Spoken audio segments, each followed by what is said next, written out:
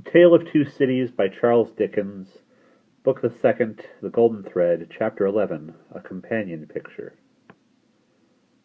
"Sidney," said Mr. Stryver, on that self-same night, or morning, to his jackal, "mix another bowl of punch. I have something to say to you."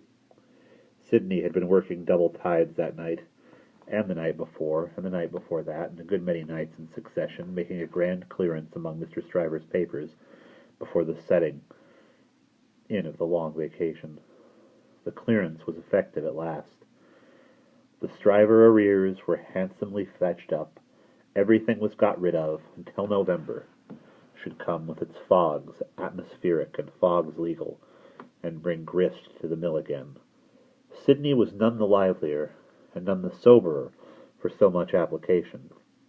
It had taken a deal of extra wet toweling to pull him through the night. A correspondingly extra quantity of wine had preceded the toweling, and he was in a very damaged condition as he now pulled his turban off and threw it into the basin in which he had steeped it at intervals for the last 6 hours. "Are you mixing that other bowl of punch?" said Stryver the portly, with his hands in his waistband, glancing round from the sofa where he lay on his back. "I am. Now look here. I'm going to tell you something that will rather surprise you, and perhaps will make you think me not quite as shrewd as you usually do think me. I intend to marry." "Do you?" "Yes, and not for money. What do you say now?" "I feel disposed to say much." "Who is she?" "Guess." "Do I know her?" "Guess." "I am not going to guess at 5 o'clock in the morning, with my brains frying and sputtering in my head. If you want me to guess, you must ask me to dinner." "Well, then, I'll tell you," said Stryver, coming slowly into a sitting posture. "Sidney, I rather despair of making myself intelligible to you, because you are such an insensible dog. And you," returned Sidney, busy concocting the punch, "are such a sensitive and poetical spirit." "Come," rejoined Stryver, laughing boastfully, "ho, ho, ho, ho, ho! Though I don't prefer any claim to being the soul of romance, for I hope I know better, still I am a tenderer sort of fellow than you." You are a luckier, if you mean that." "I don't mean that. I mean I am a man of more, say gallantry while you are about it," suggested Carton. "Well, I'll say gallantry. My meaning is that I am a man," said Stryver, inflating himself at his friend to make the punch. "Who cares to be more agreeable? Who takes the more pains to be agreeable? Who knows better how to be agreeable in a woman's society than you do?" "Go on," said Sidney Carton. "No, but before I go on," said Stryver, shaking his head in his bullying way, "I'll have this out with you. You have been at Dr. Manette's house as much as I have, or more than I have. Why, I have been ashamed of your moroseness there. Your manners have been of that silent and sullen hangdog kind, that, upon my life and soul, I have been ashamed of you, Sidney." "It should be very beneficial to a man in your practice at the bar to be ashamed of anything," returned Sidney. "You ought to be much obliged to me." "You shall not get off in that way," rejoined Stryver, shouldering the rejoinder at him. "No, Sidney, it is my duty to tell you, and I tell you to your face, to do you good, that you are a devilish, ill-conditioned fellow. In that sort of society you are a disagreeable fellow." Sidney drank a bumper of the punch he had made and laughed. "Look at me," said Stryver, squaring himself. "I have less need to make myself agreeable than you have, being more independent in circumstances. Why do I do it?" "I never saw you do it yet," muttered Carton. "I do it because it's politic.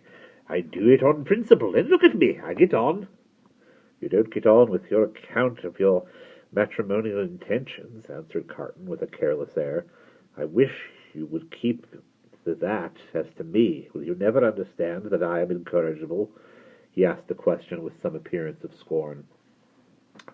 "You have no business to be incorrigible," was his friend's answer, delivered in no very soothing tone. "I have no business to be at all, that I know of," said Sidney Carton. "Who is the lady?" "Now don't let my announcement of the name make you uncomfortable, Sidney," said Mr. Stryver, preparing him, with ostentatious friendliness, for the disclosure he was about to make, because I know you don't mean half you say. If you meant it all, it would be of no importance. I make this little preface because you once mentioned the young lady to me in slighting terms. I did? Certainly. And in these chambers. Sidney Carton looked at his punch, and looked at his complacent friend, drank his punch, and looked at his complacent friend. You made mention of the young lady as a golden-haired doll. The young lady is Miss Manette.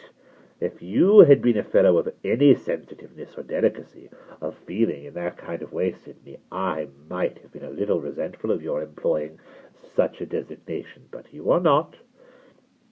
You want that sense altogether. Therefore I am no more annoyed when I think of the expression than I should be annoyed by a man's opinion of a picture of mine who had no eye for pictures, or of a piece of music of mine who had no ear for music. Sidney Carton drank the punch at a great rate, drank it by bumpers, looking at his friend. Now you know all about it, Sid, said Mr. Stryver. I don't care about Fortune. She is a charming creature, and I have made up my mind to please myself. On the whole, I think I can afford to please myself. She will have me, a man already pretty well off, and a rapidly rising man, and a man of some distinction. It is a piece of good fortune for her, but she is worthy of good fortune. Are you astonished? Carton, still drinking the punch, rejoined, Why should I be astonished? You approve? Carton, still drinking the punch, rejoined, Why should I not approve? Well, said his friend Stryver, you take it more easily than I fancied you would, and are less mercenary on my behalf than I thought you would be. Though, to be sure, you know well enough by this time that your ancient chum is a man of a pretty strong will. Yes, Sidney, I have had enough of this style of life, with no other as a change from it. I feel that it is a pleasant thing for a man to have a home when he feels inclined to go to it. When he doesn't, he can stay away, and I feel that Miss Manette will tell well in any station, and will always do me credit. So I have made up my mind. And now, Sidney, old boy, I want to say a word to you about your prospects. You're in a bad way, you know. You really are in a bad way. You don't know the value of money. You live hard, you'll knock up one of these days and be ill and poor. You really ought to think about a nurse. The prosperous patronage with which he said it made him look twice as big as he was and 4 times as offensive.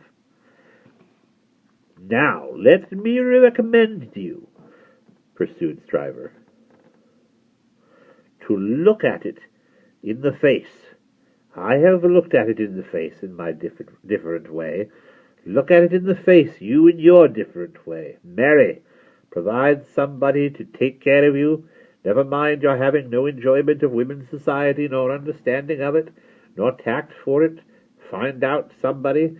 Find out some respectable woman with a little property, somebody in the landlady way, or lodging-letting way, and marry her against a rainy day. That's the kind of thing for you. Now think of it, Sidney. I'll think of it, said Sidney. And that's the end of chapter 11.